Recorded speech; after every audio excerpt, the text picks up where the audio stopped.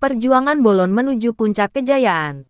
Di sebuah gubuk reyot di kaki gunung yang sepi, seorang anak bernama Bolon tumbuh dengan penuh mimpi.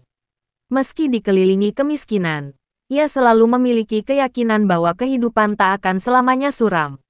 Setiap malam, ia menatap bulan yang bersinar terang, membayangkan bagaimana rasanya berada di sana. Ketika duduk di bangku SD, Bolon dikenal sebagai anak yang sangat pintar. Ia selalu mendapatkan nilai terbaik di kelas dan menyukai pelajaran sains.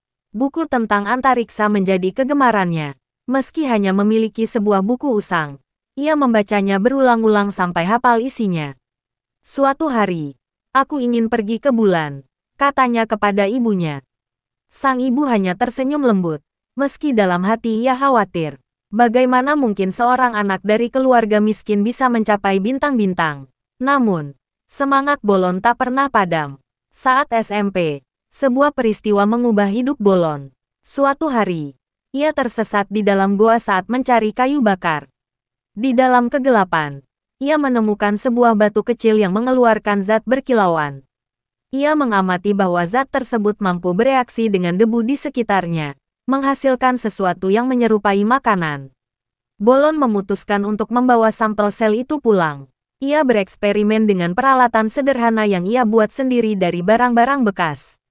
Setelah berbulan-bulan, ia menemukan formula untuk memanfaatkan sel tersebut sebagai bahan makanan yang dapat bertahan hingga 1 tahun. Penemuan itu menjadi awal dari mimpi Bolon yang lebih besar. Ketika lulus SMP, ia bertekad untuk melanjutkan pendidikan ke jenjang lebih tinggi. Namun, keluarganya kesulitan membiayai sekolah. Berkat kecerdasannya, ia mendapatkan beasiswa untuk melanjutkan ke SMA. Di SMA, Bolon terus mengembangkan penemuannya. Ia mengikuti berbagai kompetisi sains dan memenangi banyak penghargaan. Namanya mulai dikenal di tingkat nasional. Bahkan, beberapa ilmuwan tertarik dengan ide-idenya yang revolusioner. Ketika tiba saatnya untuk kuliah, Bolon mendapatkan beasiswa penuh dari pemerintah untuk belajar di luar negeri. Ia memilih jurusan antariksa di universitas terkemuka. Di sana, ia bertemu dengan para ilmuwan hebat yang memperluas wawasan dan menginspirasi langkah-langkahnya. Kehidupan di luar negeri penuh tantangan. Ia harus beradaptasi dengan budaya baru, berjuang melawan rasa rindu pada keluarganya, dan bersaing dengan mahasiswa dari seluruh dunia. Namun, Bolon tak pernah menyerah. Setelah 3 tahun, Bolon lulus dengan predikat cum laude. Penelitiannya tentang sel makanan yang ia temukan saat SMP menarik perhatian banyak pihak. Pemerintah negaranya mengangkatnya menjadi salah satu astronot muda dalam misi eksplorasi ke bulan. Misi ini menjadi langkah besar bagi Bolon. Ia membawa sel yang ditemukan di goa dan bereksperimen di bulan. Hasilnya luar biasa. Debu bulan dapat digunakan untuk memperkuat efek sel, menghasilkan makanan yang dapat mencukupi kebutuhan astronot selama setahun penuh. Temuan Bolon di bulan membuatnya menjadi pahlawan di dunia sains. Namanya mulai dikenal di seluruh dunia. Ia dianugerahi berbagai penghargaan internasional, termasuk Nobel di bidang inovasi teknologi antariksa.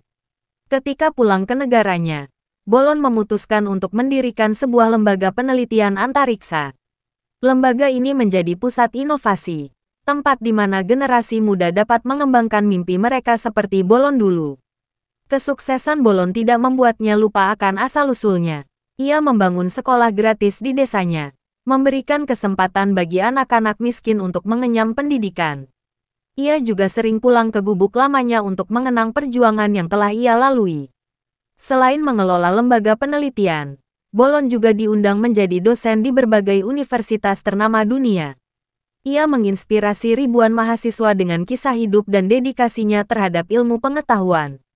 Suatu hari, dalam sebuah konferensi internasional, Bolon berbicara di depan ribuan ilmuwan.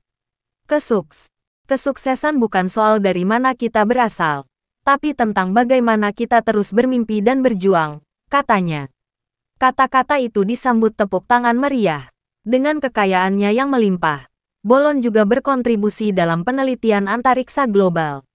Ia membiayai misi-misi eksplorasi ke planet lain, mewujudkan impian manusia untuk menjelajahi alam semesta.